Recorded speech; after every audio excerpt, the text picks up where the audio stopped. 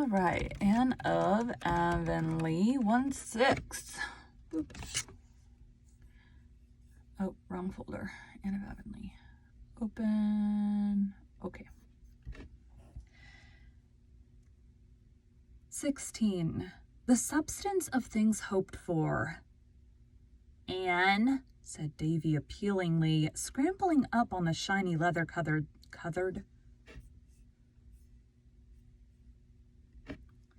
Anne, said Davy appealingly, scrambling up on the shiny leather-covered sofa in the Green Gables kitchen, where Anne sat reading a letter.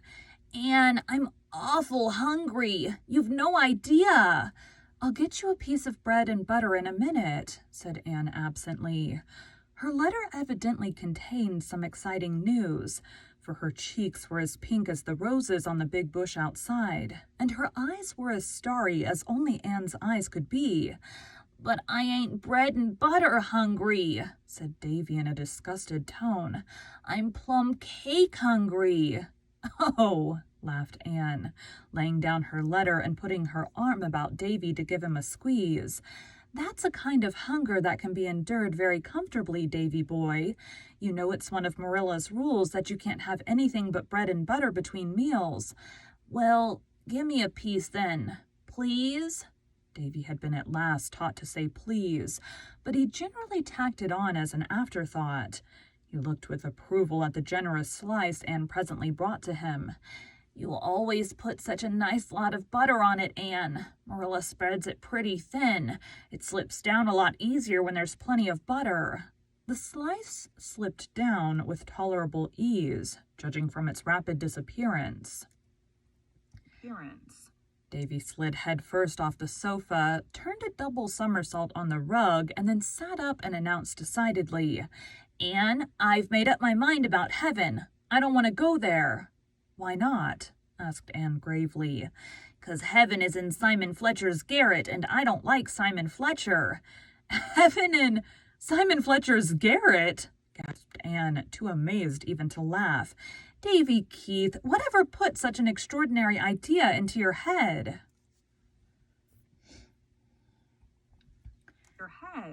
Milty Boulter says that's where it is. It was last Sunday in Sunday school. The lesson was about Elijah and Elisha, and I up and asked Miss Rogerson where heaven was. Miss Rogerson looked awful offended. She was cross anyhow, because when she'd asked us what Elijah left Elisha,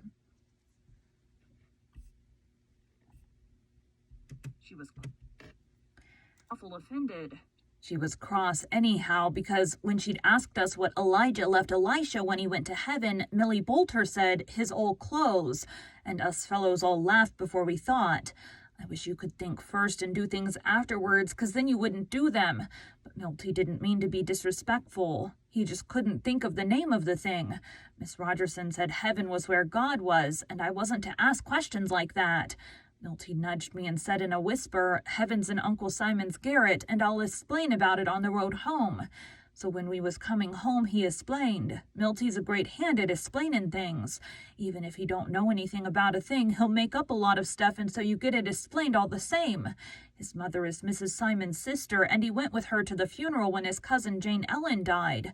The minister said she'd gone to heaven, though Milty said she was lying right before them in the coffin. But he supposed they carried the coffin to the garret afterwards.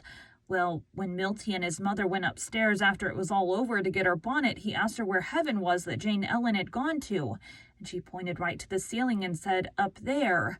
Milty knew there wasn't anything but the garret over the ceiling, so that's how he found out, and he's been awful scared to go to his Uncle Simon's ever since. Anne took Davy on her knee and did her best to straighten out this theological tangle also.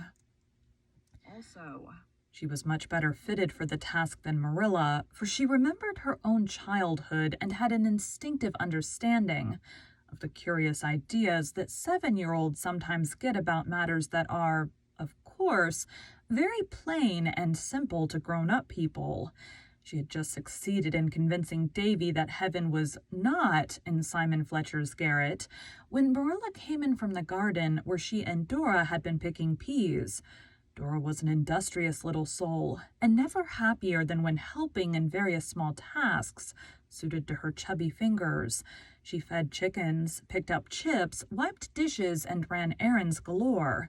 She was neat, faithful, and observant. She never had to be told how to do a thing twice, and never forgot any of her little duties. Davy, on the other hand, was rather heedless and forgetful, but he had the born knack of winning love, and even yet Anne and Marilla liked him the better. While Dora proudly shelled the peas, and Davy made boats of the pods with masts of matches and sails of paper, Anne told Marilla about the wonderful contents of her letter. "Oh, Marilla, what do you think? I've had a letter from Priscilla, and she says that Mrs. Morgan is on the island, and that if it is fine Thursday, we're going to drive up to Avonlea and will reach her about 12. They will spend the afternoon with us and go to the hotel at White Sands in the evening, because some of Mrs. Morgan's American friends are staying there. Oh, Marilla, isn't it wonderful? I can hardly believe I'm not dreaming." "I dare say Mrs. Morgan is a lot like other people," said Marilla dryly, although she did feel a trifle excited herself. Mrs. Morgan was a famous woman, and a visit from her was no commonplace occurrence. They'll be here to dinner, then?" "Yes, and oh, Marilla, may I cook every bit of the dinner myself? I want to feel that I can do something for the author of the Rosebud Garden, if it is only to cook a dinner for her. You won't mind, will you?"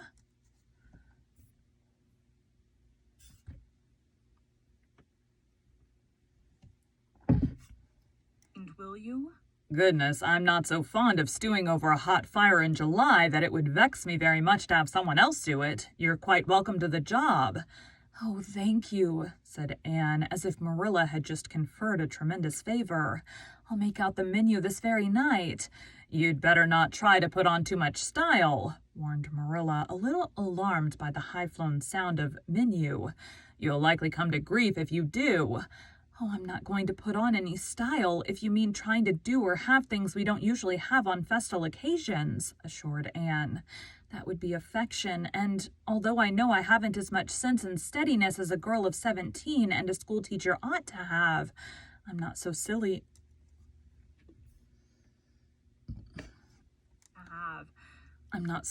as that. But I want to have everything as nice and dainty as possible. Davy boy, don't leave those pea pods on the back stairs. Someone might slip on them. I'll have a light soup to begin with. You know I can make lovely cream of onion soup, and then a couple of roast fowls. I'll have the 2 white roosters.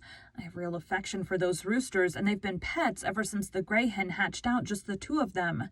Little balls of yellow down. But I know they would have to be sacrificed sometime, and surely there couldn't be a worthy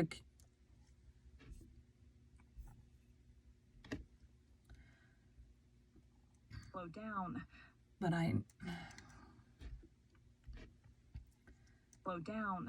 But I know they would have to be sacrificed sometime, and surely there couldn't be a worthier occasion than this. But oh, Marilla, I cannot kill them, not even for Mrs. Morgan's sake. I'll have to ask John Henry Carter to come over and do it for me." "I'll do it," volunteered Davy, "if Marilla'll hold 'em by the legs, 'cause I guess it'd take both my hands to manage the axe. It's awful jolly fun to see them hopping about after their heads are cut off." "Then I'll have the peas and beans and creamed potatoes and lettuce salad for vegetables," resumed Anne. "And for dessert, lemon pie with whipped cream and coffee and cheese and ladyfingers.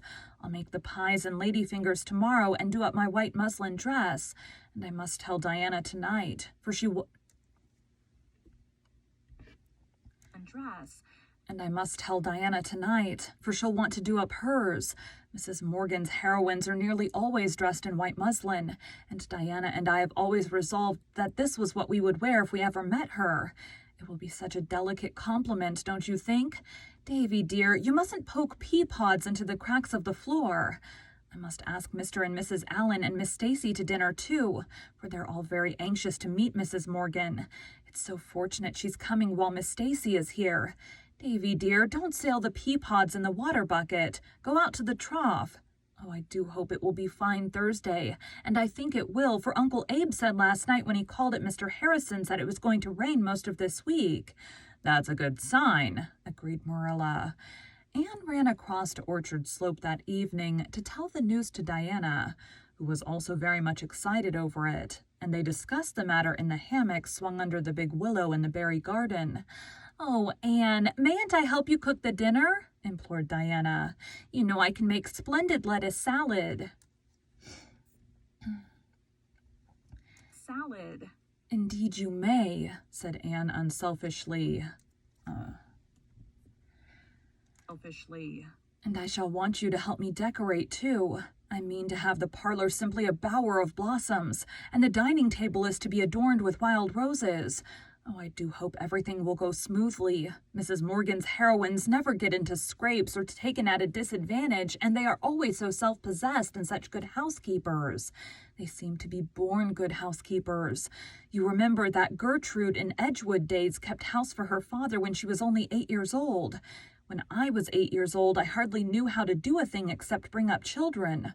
Mrs. Morgan must be an authority on girls when she has written so much about them, and I do want her to have a good opinion of us. I imagined it all out a dozen different ways, what she'll look like and what she'll say and what I'll say, and I'm so anxious about my nose. There are 7 freckles on it, as you can see. They came at the AVIS picnic when I went around in the sun without my hat. I suppose it's ungrateful of me to worry over them when I should be thankful they're not spread all over my face as they once were. But I do wish they hadn't come. All Mrs. Morgan's heroines have such perfect complexions. I can't recall a fleckled.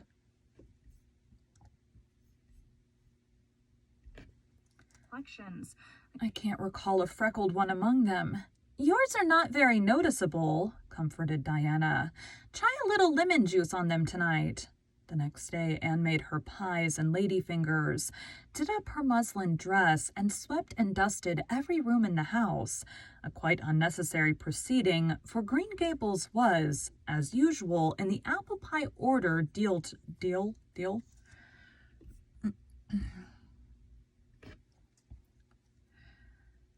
In a house.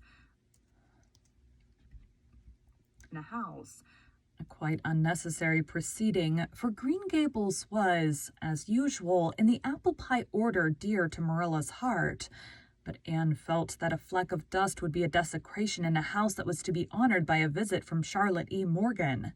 She even cleaned out the catch-all closet under the stairs, although there was not the remotest possibility of Mrs. Morgan seeing its interior.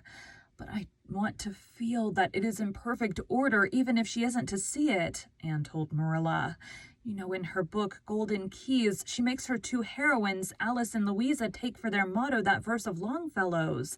In the elder days of art, builders wrought with greatest care, each minute an unseen part, for the gods see everywhere. And so they always kept their cellar stairs scrubbed and never forgot to sweep under the beds. I should have a guilty conscience if I thought this closet was in disorder when Mrs. Morgan was in the house. Ever since we read Golden Keys last April, Diana and I have taken that verse for our motto, too. That night, John Henry Carter and Davy between them contrived to execute the 2 white roosters. Oh, we're not talking here. 2. That night, John Henry Carter and Davy between them contrived to execute the 2 white roosters, and Anne dressed them. The usually distasteful task glorified in her eyes by the destination of the plump birds. I don't like picking fowls, she told Marilla, but isn't it fortunate we don't have to put our souls into what our hands may be doing? I've been picking chickens with my hands, but in imagination I've been roaming the Milky Way. I thought you'd scattered more I thought you'd scattered more feathers over the floor than usual, remarked Marilla. Then Anne put Davy to bed and made him promise that he would behave perfectly the next day.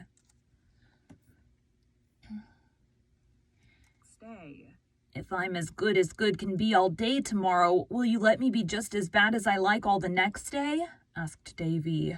I couldn't do that, said Anne discreetly, but I'll take you and Dora for a row in the flat right to the bottom of the pond, and we'll go ashore on the sandhills and have a picnic.